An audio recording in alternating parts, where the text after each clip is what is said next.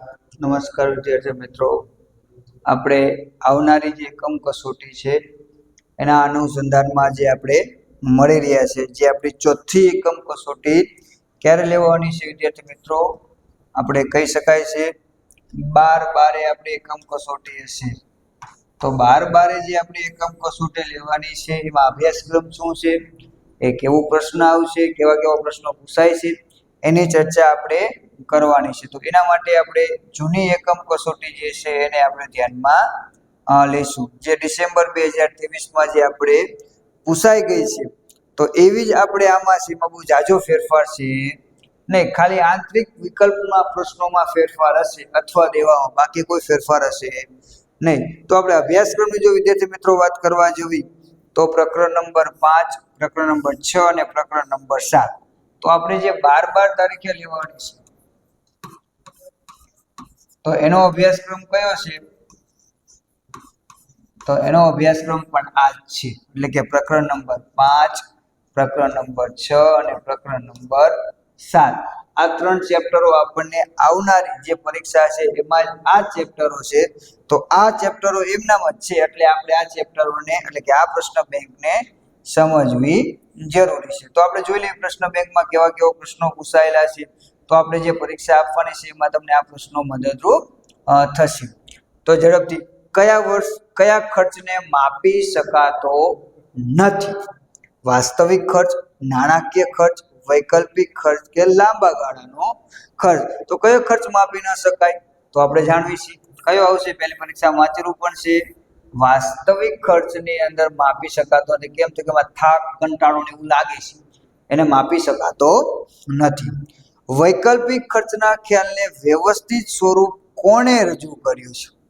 વૈકલ્પિક ખર્ચના ખ્યાલને વ્યવસ્થિત સ્વરૂપ કોને રજૂ કર્યું? તો માર્શલે. બરાબર.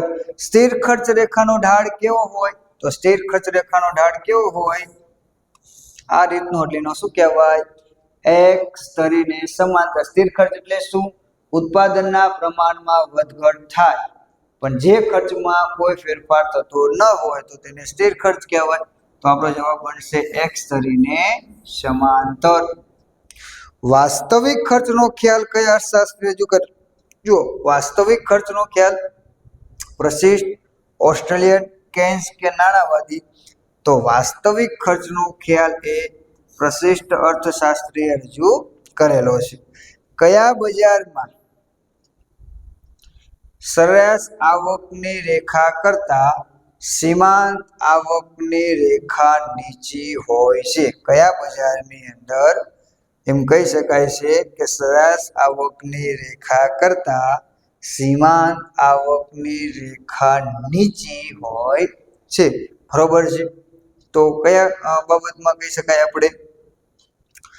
તો કે અપૂર્ણ હરીફાઈ વાળા બજારમાં નીચી હોય છે. એની આકૃતિ કેવી હોય છે વિદ્યાર્થી મિત્રો? આ પ્રકારની હોય છે. બરોબર છે. તો અહીંયા સીમાંત અને અહીંયા સરેરાશ આવક. કુલ આવકનો આધાર કેટલી બાબત ઉપર રહેલો છે? 2 બાબત ઉપર.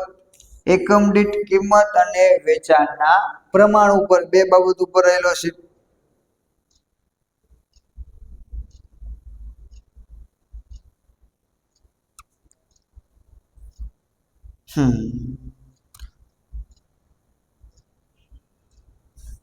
આગળ આપણે કયા બજારમાં સરેરાશ આવક અને સીમાંત આવક સરખા હોય છે? કયા બજારમાં સીમાંત આવક અને સરેરાશ આવક સરખા હોય છે? તો એ પૂર્ણ હરીફાઈ વાળા બજારમાં સરેરાશ આવક અને સીમાંત આવક બંને કેવા હોય છે? સરખા હોય છે.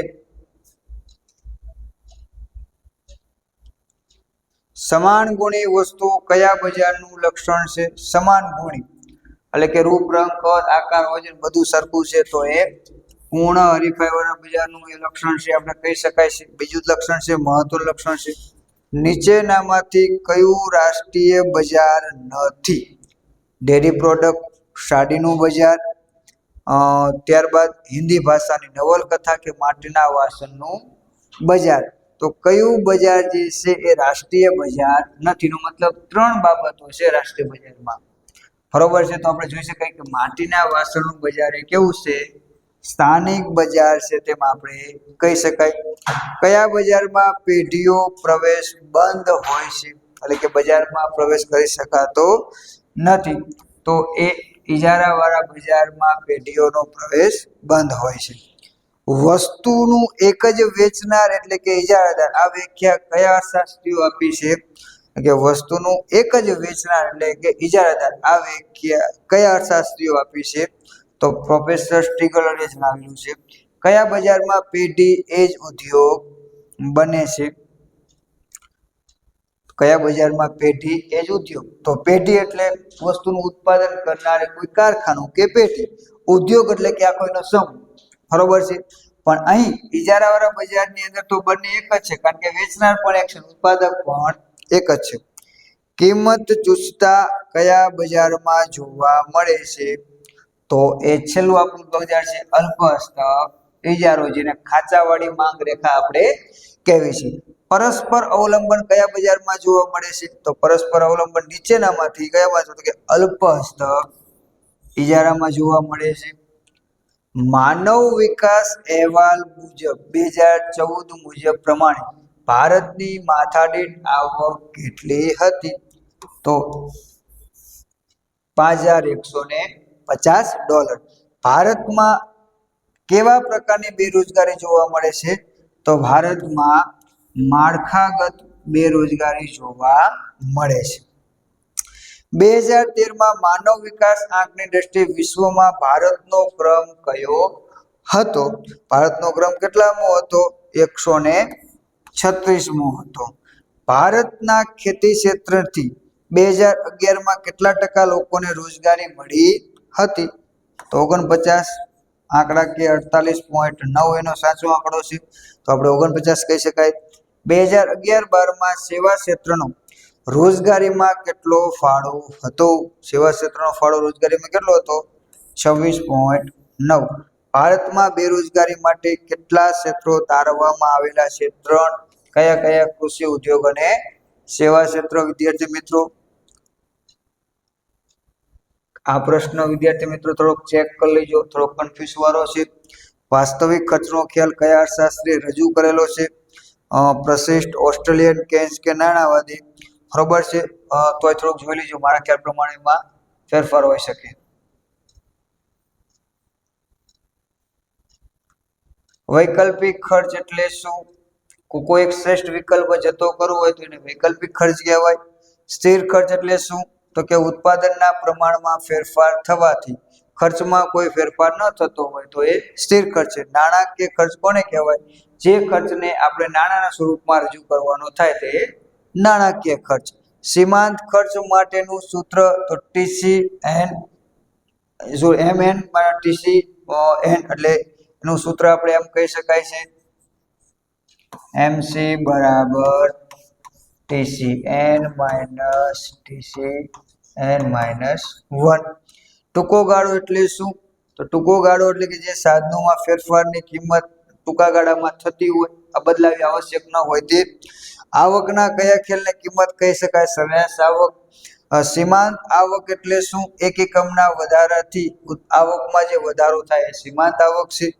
કિંમત સ્વીકારનાર હરીફાઈના આધારે બજારના કયા બે પ્રકારો પડે છે, પ્રાદેશિક બજાર એટલે શું, જથ્થાના આધારે બજારનું વર્ગીકરણ કરો.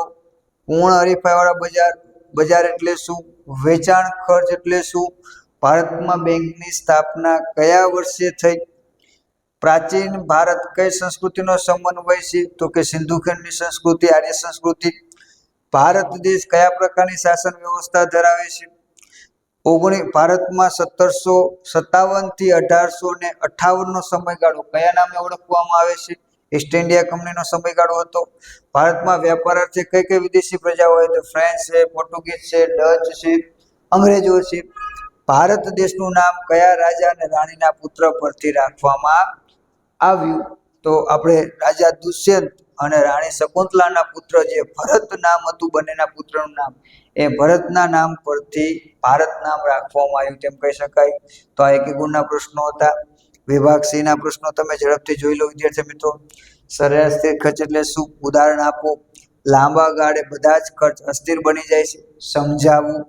સરેરાશ ખર્ચ એટલે શું, ભારત ખેતી પ્રધાન દેશ છે, વિધાન સમજાવો, બ્રિટિશ શાસનમાં જકાત નીતિ ભેદભાવભરી હતી, સમજાવો, સ્વાતંત્ર્ય પહેલા ભારતના હસ્તકલા કારીગરોનું શોષણ કેવી રીતે થયું હતું, આઝાદી પહેલાની ઉદ્યોગ નીતિ કેવી હતી, ભારતની વસ્તી વૃદ્ધિની સમજૂતી આપો. ડીમાં આપણે સીમાંત આવકનો અર્થ ઉદાહરણ આપી સમજાવો, સરેરાશ ખર્ચની રેખા યુ આકારની છે, સમજાવો, કુલ આવક વિશે સમજાવો, સરેરાશ આવકનો અર્થ આપી તેના સૂત્રની ઉદાહરણ સહિત સમજૂતી આપો, ટૂંક નોંધ લખો પ્રચીન ભારત, બ્રિટિશ શાસનની કરવનીતિ સમજાવો, ટૂંક નોંધ માર્ગ પરિવહન રેલવે અને હોમ ચાર્જીસ સમજાવો. તો આપણે આ પણ જોઈ શકાય છે કે પૂર્ણ હરીફાઈના લક્ષણો સમજાવો એ પ્રકરણ નંબર 6, બજારનું અર્થ પ્રકરણ નંબર 6, ઇજારા હસ્તક પ્રકરણ નંબર 6, ઇજારા બજારના લક્ષણો પ્રકરણ નંબર 6 અને પ્રકરણ નંબર 6. તો આપણે એમ કહી શકાય છે કે આવનારી પરીક્ષામાં પણ આપણને વિભાગ ઈ માટે પ્રકરણ 6 ના જ પ્રશ્નો પૂછાય એવું બની શકે છે. તો આપણે વિશેષ પ્રકરણ નંબર 6 ના પ્રશ્નો ઉપર જ ભાર મૂકશું. તો જે આપણી 12 તારીખે જે આપણે પરીક્ષા લેવાની છે એની અંદર આપણને 25 માંથી 25 માર્ક આવે એવી આપણે તૈયારી કરશું. તો તમારા આ પેપરની અંદર વધુ ને વધુ સારા માર્ક આવે એના માટે બેસ્ટ ઓફ લક. સારું વાંચો, તૈયાર કરો અને આવનારા સમયમાં અમારા આવા જ વિડીયો જોતા રહો. આભાર, ધન્યવાદ.